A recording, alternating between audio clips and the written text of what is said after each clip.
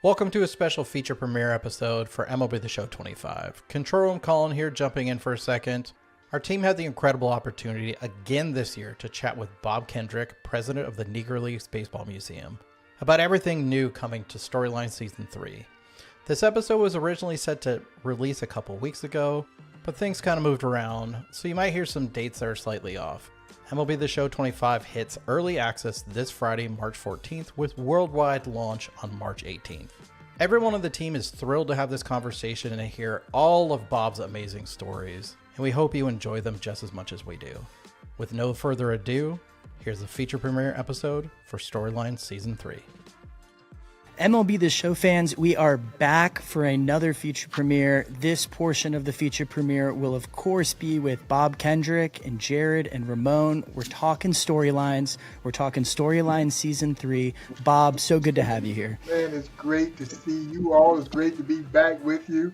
And I can't even begin to tell you how excited I am about Season 3. Oh my goodness, we have so many great players that are going to be joining the Season 3 roster. Jared, how are you doing today? Doing great.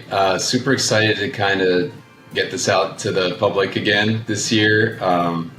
This cycle is crazy. I feel like we finish it and then we're already working on the next season as soon as it's done, and sometimes as it's still going on. So overwhelmed a little bit, but I think that's how we all feel, and just super excited for what we've got planned this year. I mean, we got to give the people what they want, and right. Ramon's here. He's here to hold it down. How are you doing, Ramon? So good to have you here.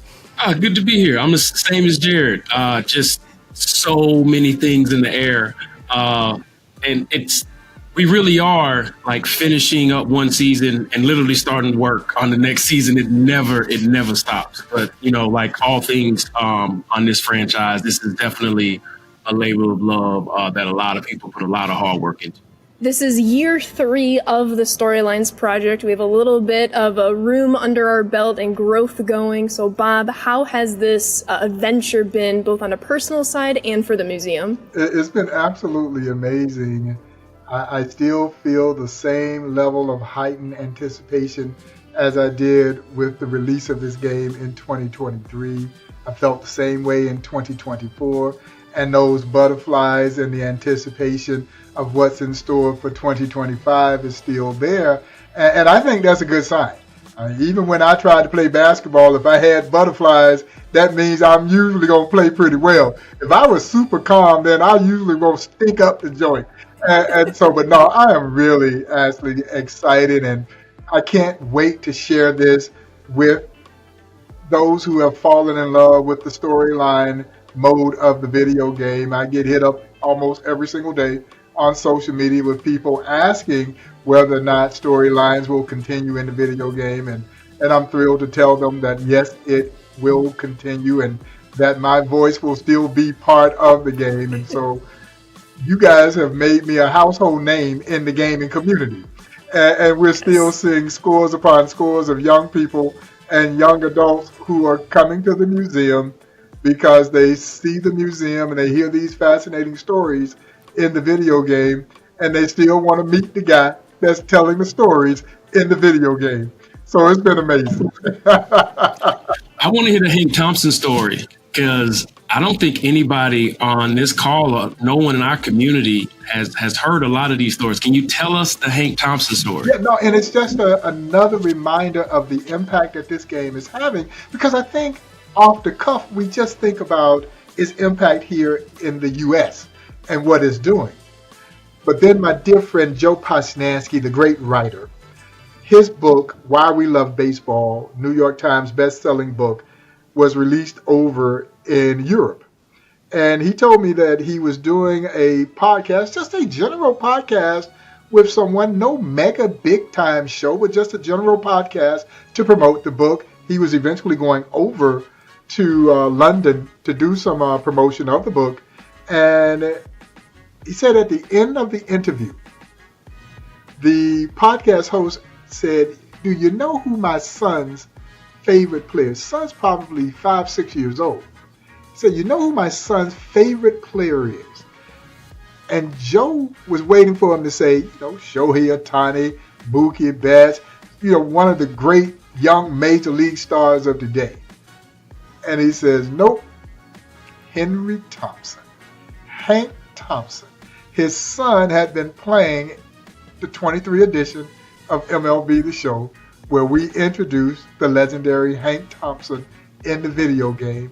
And here is this 5-6-year-old kid who his favorite player now is Hank Thompson because he engaged and interacted with Hank as part of the storyline mode of MLB The Show, and he's fallen in love with Hank Thompson, a player that most baseball fans would not know who he was if we had not included him in the video game. And that just touches you here, man, and it speaks to the impact that this game is having. I don't have to tell you guys, we already know that it is being utilized as an educational resource. I've gotten so many messages from educators talking to me about how they're integrating the game into the classroom and using it to teach social studies, geography, history, and to introduce a player like Henry Thompson. And of course, if you didn't play 23, Hank Thompson had superstar capabilities. And of course, it was his own personal demons that derailed what was still a great major league career.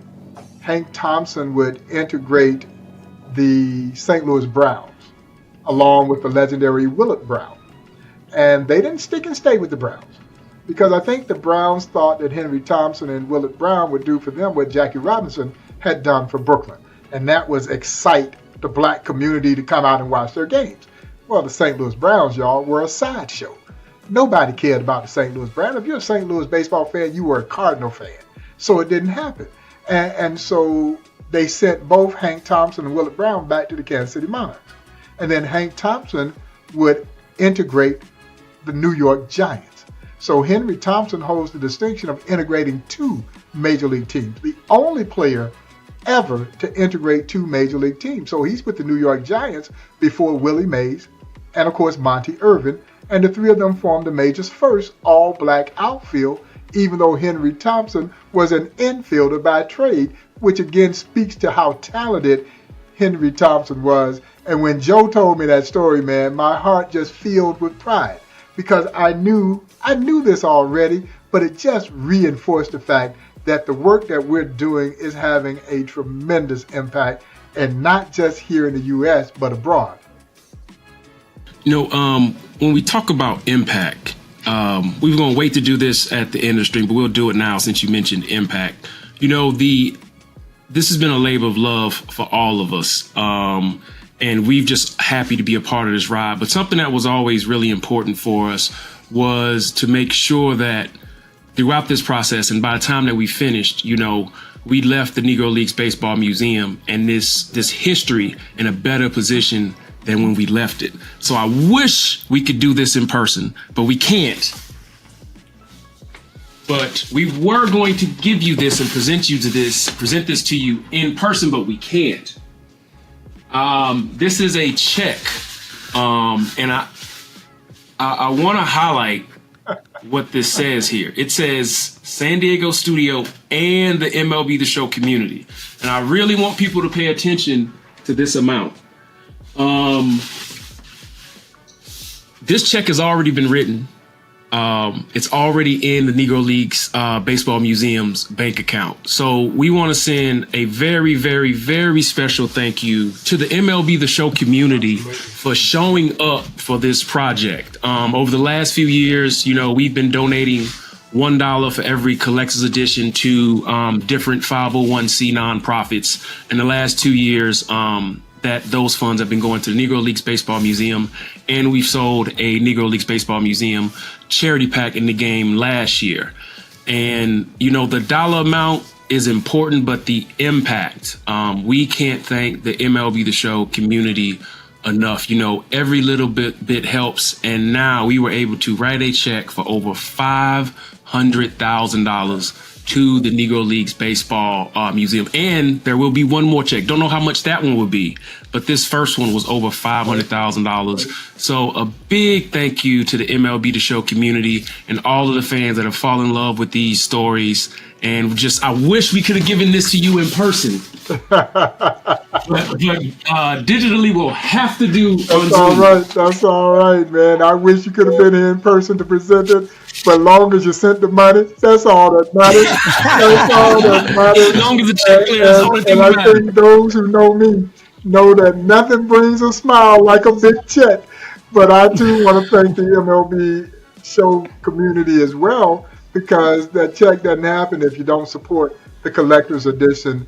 And, those resources mean a great deal to the Negro Leagues Baseball Museum. So thank you, everybody who bought the collector's edition and all the other products that made this fundraising initiative work so beautifully.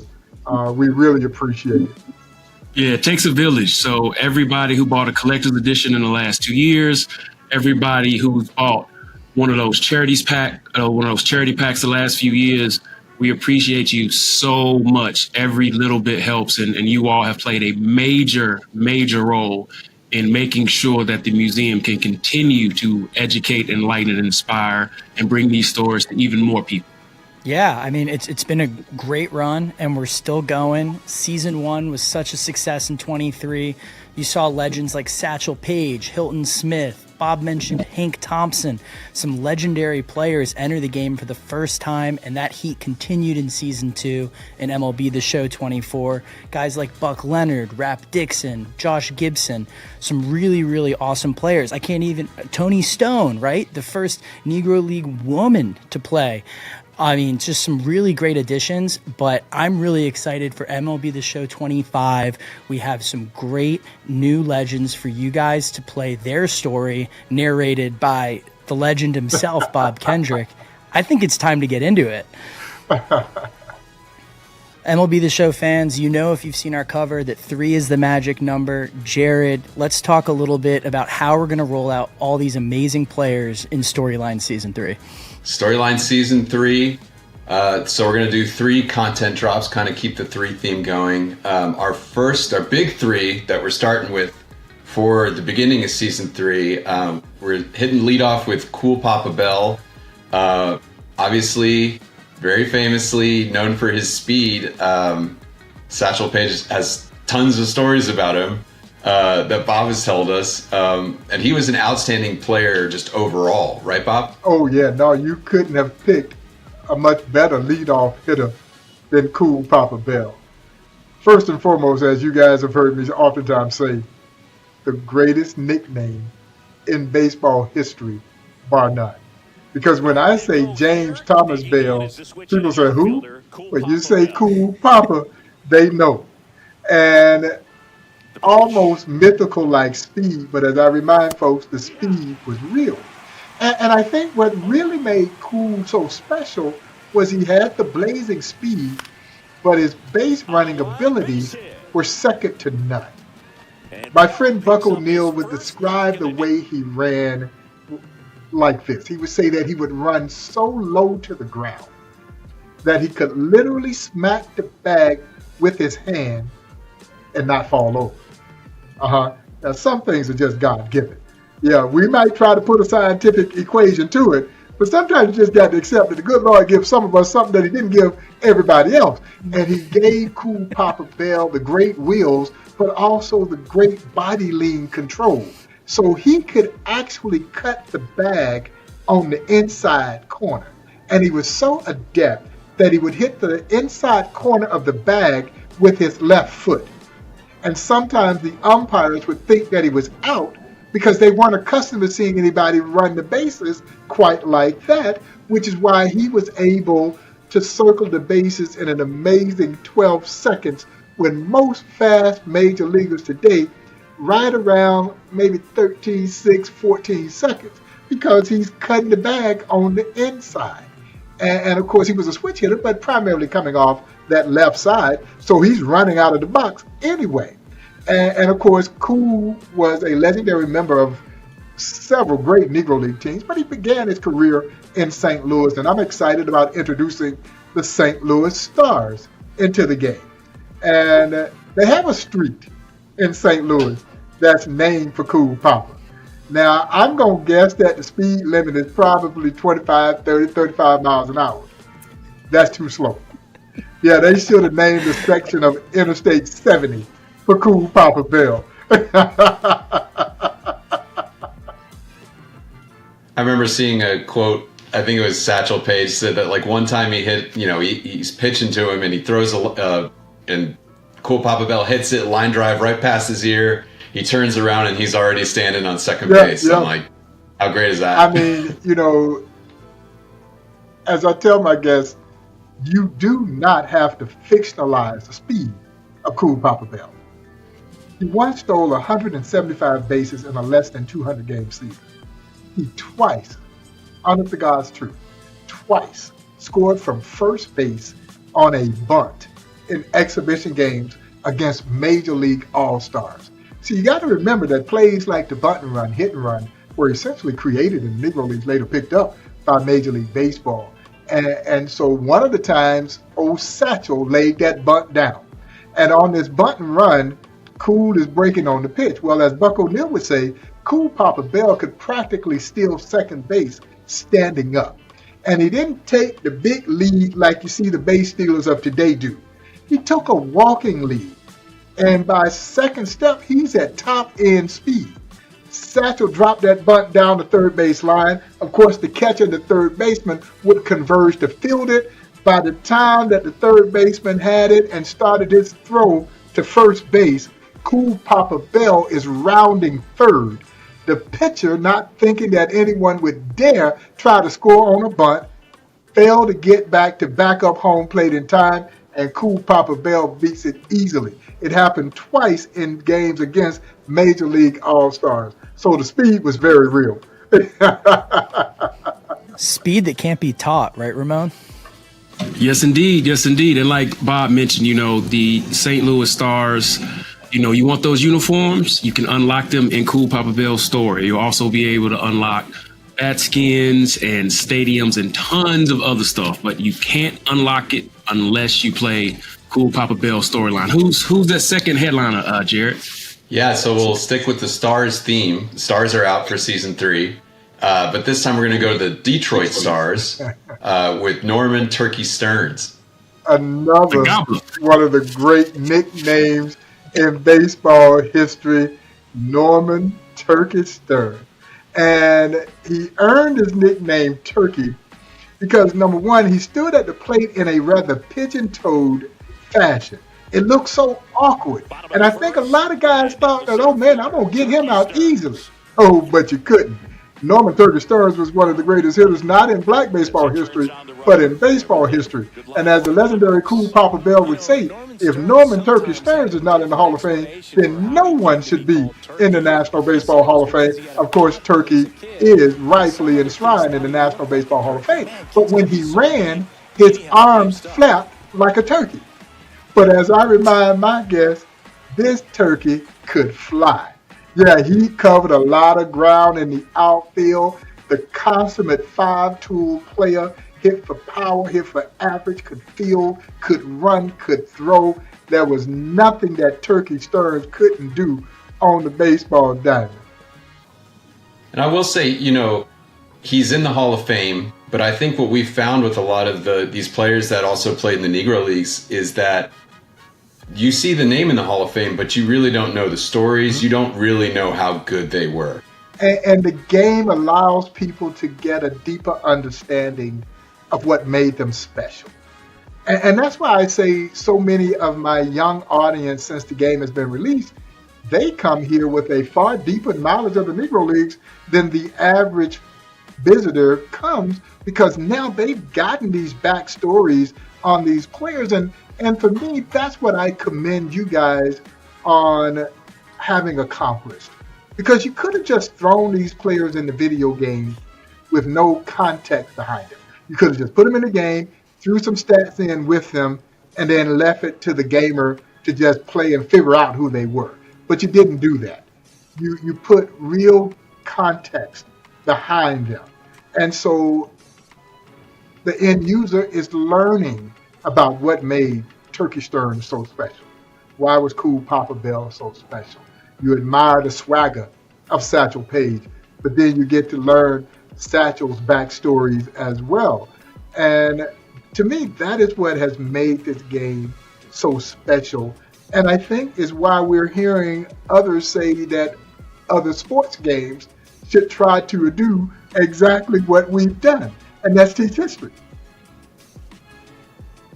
Yeah, baseball just has such a rich history. And it's really, one of the things that I really love about this project is being able to see these players move in a video game. Because for a lot of them, there's not a lot of imagery or video out there. So to be able to actually see what Cool Papa Bell would look like and how he would play in a video game, to see Turkey Stearns' very interesting batting stance is just really incredible. So a big, big thank you to everybody on the character team and the stadium team and all of the families for all the support that they provided, so we could try to make everybody look as realistic as possible. Because in a lot of senses, sometimes we may have two photos of someone.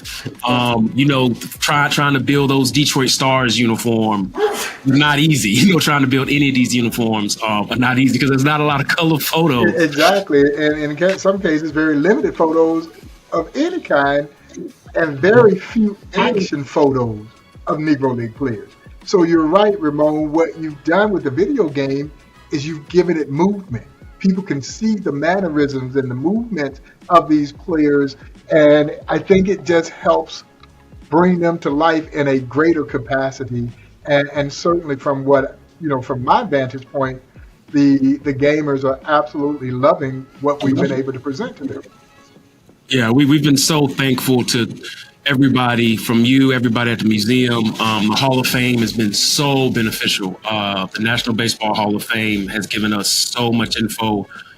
Getty has been super instrumental. And then just all of the crazy amount of research that Jared has done on his own.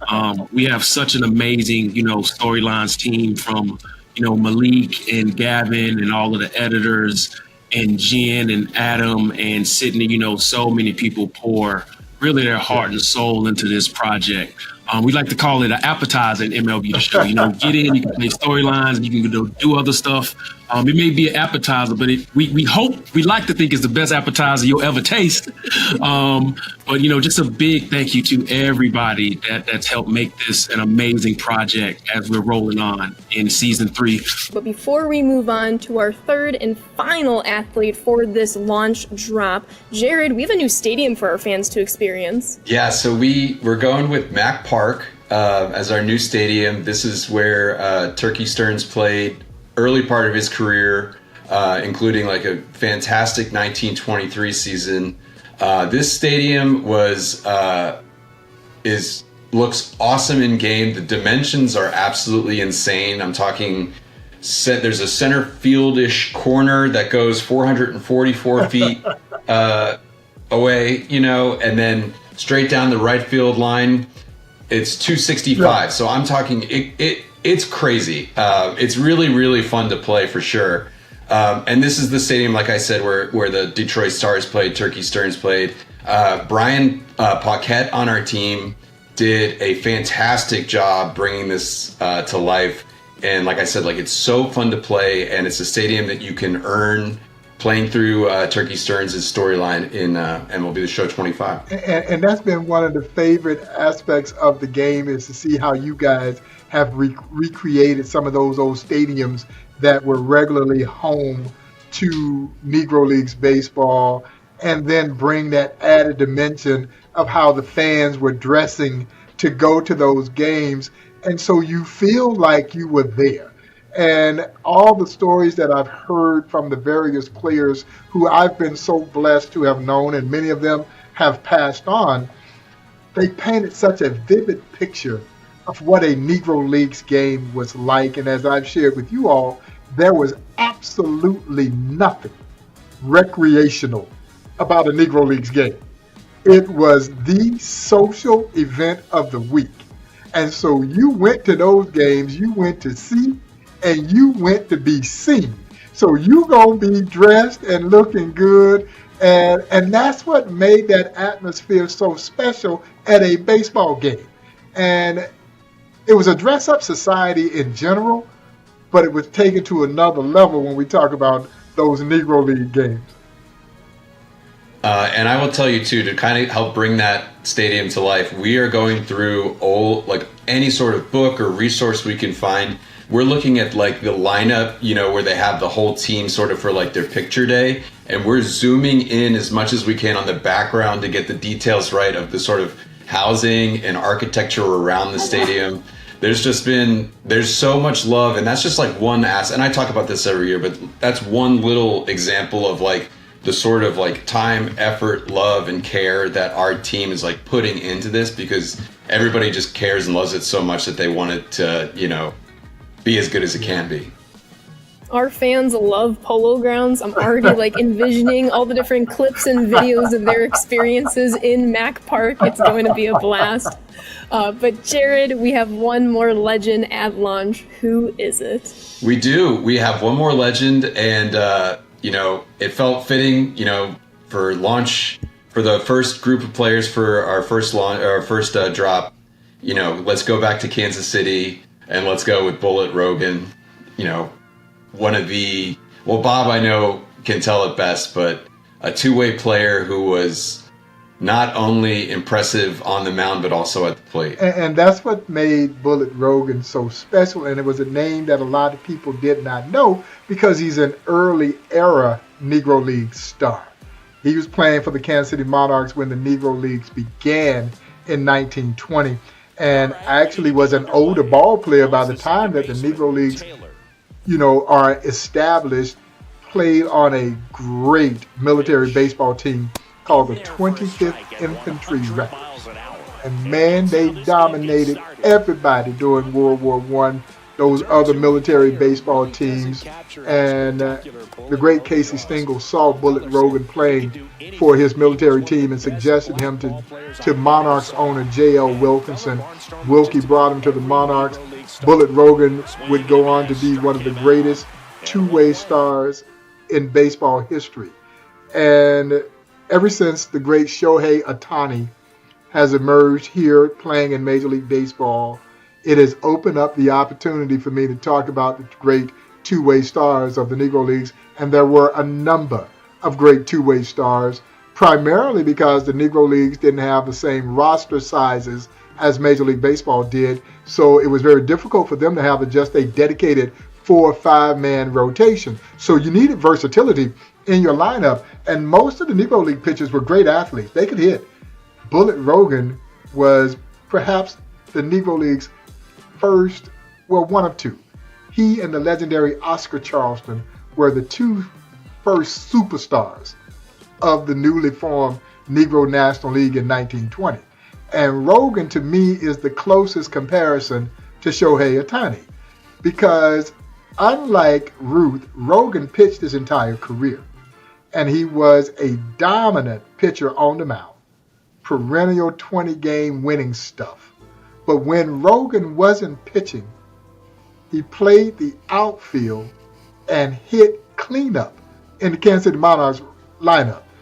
Now, I want to make sure you heard what I just said. He hit cleanup for the Monarchs.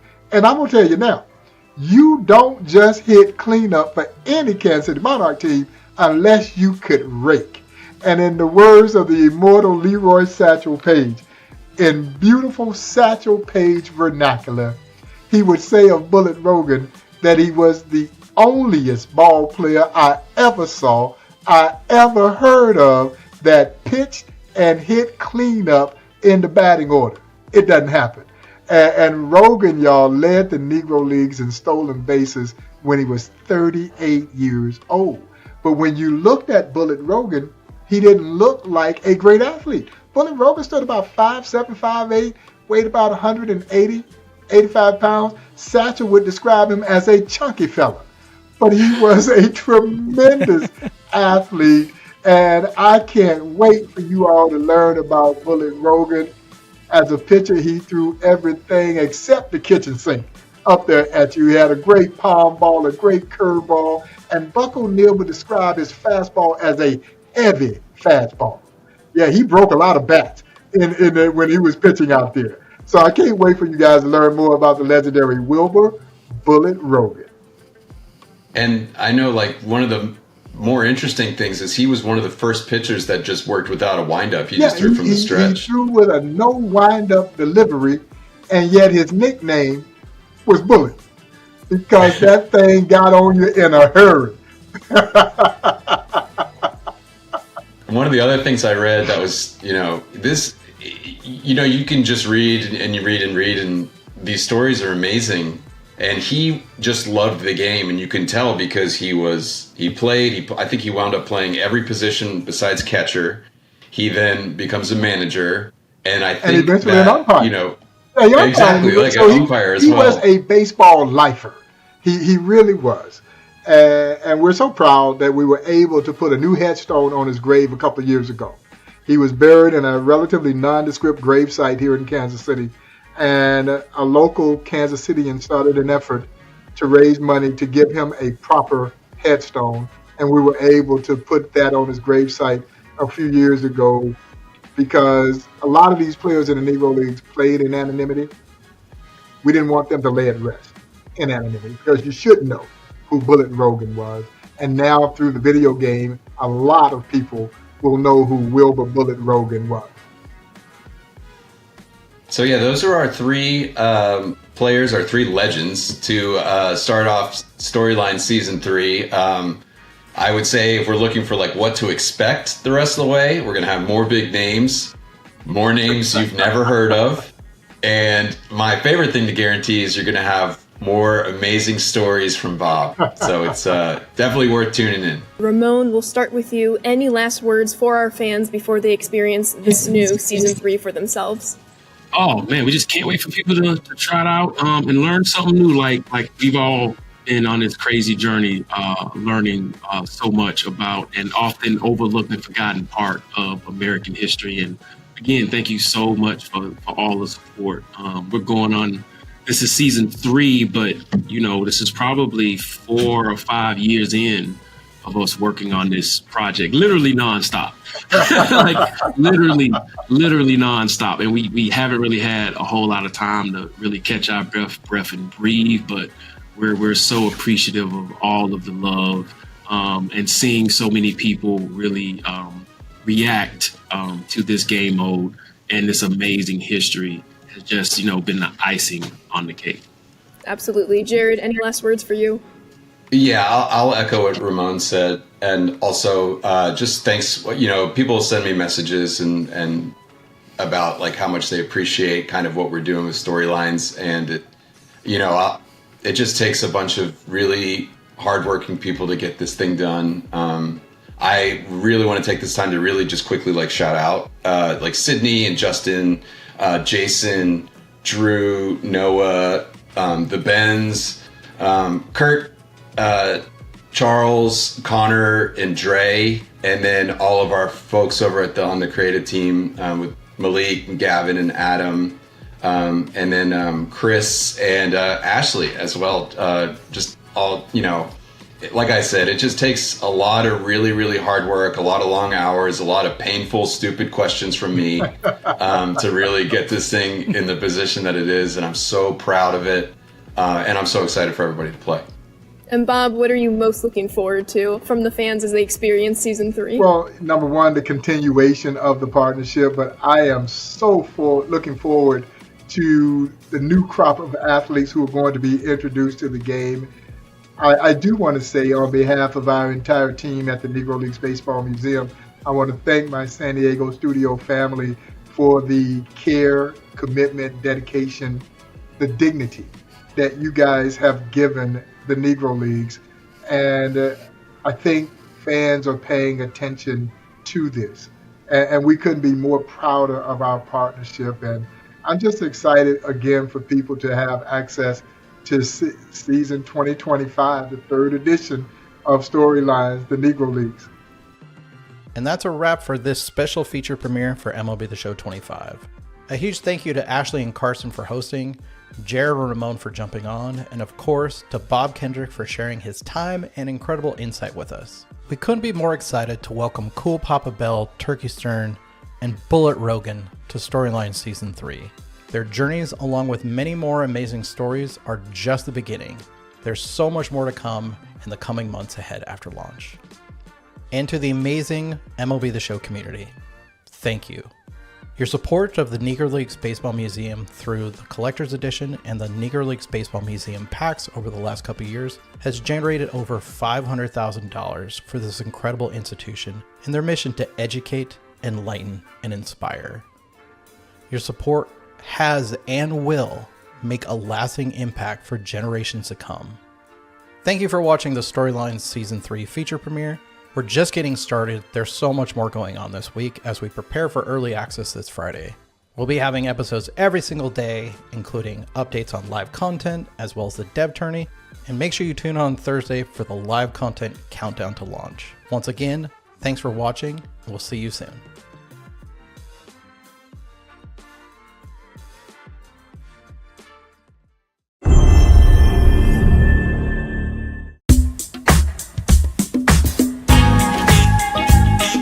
They say every star tells a story. And isn't it fitting that one story of triumph over adversity was founded in the winter and celebrated in the summer, under bright lights with stars in the sky? A story of monarchs and grays, clowns and Crawfords, eagles and giants, and of course, stars, who defined what for the love of the game really meant. And on those fields, under those lights, legends came to play, where their passion never died, where their stars would always shine.